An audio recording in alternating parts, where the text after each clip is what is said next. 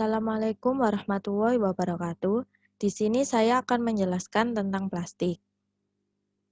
Perkenalkan, nama saya Nova Oladewi, NIM 20030244052 dari kelas Biologi 2020E dengan dosen pengampu Bapak Sami SSI MSI. Yang pertama, saya akan menjelaskan tentang pengertian plastik. Plastik adalah bahan yang mempunyai derajat kekristalan lebih rendah daripada serat. Plastik dapat dicetak atau dicetak ulang sesuai dengan bentuk yang diinginkan dan dibutuhkan dengan menggunakan proses injection molding dan ekstrusi. Kemudian, saya akan menjelaskan jenis-jenis plastik. Yang pertama, plastik PET. Plastik jenis ini biasanya digunakan sebagai bahan botol plastik untuk air minum kemasan dan biasanya tidak berwarna atau transparan. Penggunaannya hanya cocok untuk sekali pakai dan sangat tidak dianjurkan untuk diisi air hangat apalagi air panas. Meskipun cukup aman dan tidak mengandung BPA, namun kontak suhu panas dapat meracuni makanan dengan antimon dan metaloid beracun. Kemudian, jenis plastik high density polyethylene. Plastik jenis ini biasanya digunakan untuk botol jus, deterjen, botol sampo, dan kantong belanjaan. Dengan sifatnya sebagai plastik kemasan sekali pakai, maka volume sampah plastik ini juga cukup banyak di lingkungan. Kemudian, jenis plastik PVC. Plastik PVC tak pernah digunakan sebagai botol plastik minuman karena bahan pembuatannya yang sangat berbahaya. Plastik jenis ini menjadi yang paling sulit didaur ulang dibandingkan bahan lainnya. Selain membahayakan ginjal dan hati, zat bernama DEHP di dalam plastik PVC juga dapat mempengaruhi hormon maskulin menjadi feminin. Bentuknya bisa fleksibel ataupun kaku dan biasa digunakan untuk pipa, plastik kemasan bungkus makanan, mainan anak, dan lantai vinil.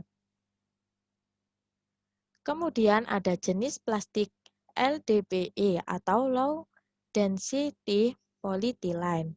Plastik ini secara umum memiliki standar food grade, yang artinya baik untuk berbagai makanan dan minuman. Bahannya pun mudah didaur ulang dan sangat cocok untuk wadah kemasan yang kuat, namun tetap fleksibel. Meskipun tidak mengandung zat BPA, namun seperti plastik lainnya, plastik ini dapat memicu zat estrogenik berbahaya. Kemudian yang kelima ada jenis plastik polypropylene.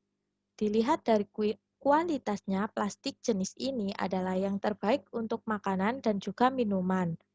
Mirip seperti plastik PET. Plastik ini memiliki bentuk yang transparan dengan daya tahan yang baik terhadap panas.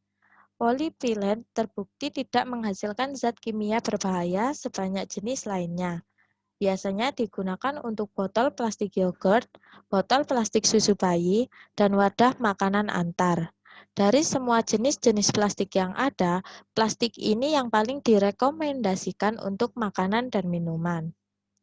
Selanjutnya, jenis plastik polistiren. Styrofoam dan juga wadah makanan sekali pakai lainnya umumnya dibuat dari bahan ini. Dalam keadaan panas, plastik ini dapat menghasilkan zat stirin yang dapat meracuni makanan dan minuman kita. Tidak hanya itu, bahan plastik ini juga tidak dapat mengurai dengan tanah dan akan menimbulkan gas beracun bila dibakar. Alhasil, plastik kemasan ini tidak sekedar menimbulkan sampah plastik, tetapi juga menghasilkan polusi yang mencemari lingkungan sekitar. Kemudian jenis plastik lainnya. Jenis plastik yang termasuk dalam kategori ini berarti dibuat dari bahan lainnya selain 6 bahan di atas.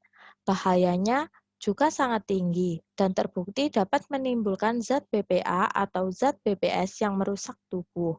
Bahayanya diantaranya gangguan mood, pertumbuhan, fungsi seksual, fungsi reproduksi, dan juga pubertas. Kemudian, bahaya sampah bagi manusia dan lingkungan. Yang pertama dapat mencemari tanah, air tanah, dan makhluk di bawah tanah. Yang kedua, racun-racun dari partikel plastik yang mengendap ke dalam tanah akan menimbulkan hewan-hewan pengurai di dalam tanah seperti cacing. Kemudian, PCB tidak dapat terurai, sehingga bisa menjadi racun berantai bagi binatang, tanaman, maupun manusia. Kemudian, jenis-jenis plastik kemasan sekali pakai dapat mengganggu jalur air yang meresap ke dalam tanah.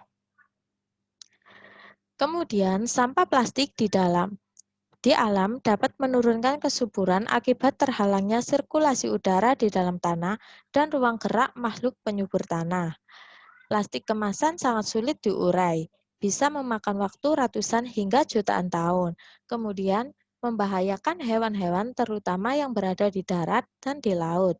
Dan yang terakhir, sampah plastik yang dibuang sembarangan ke sungai dapat mengakibatkan pendangkalan sungai, penyumbatan aliran sungai, hingga banjir.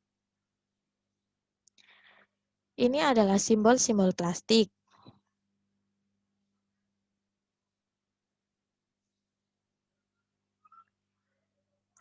Dan ini kutipan yang saya ambil.